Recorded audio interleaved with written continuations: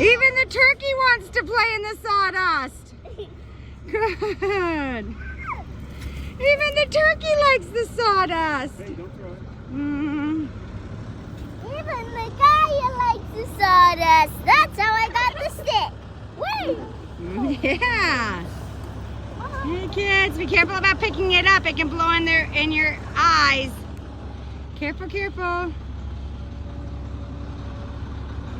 Have a And another load is coming. Holy moly.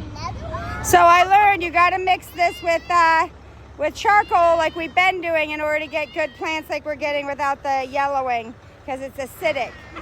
So as it breaks down, it needs nutrients. So we did it with the manure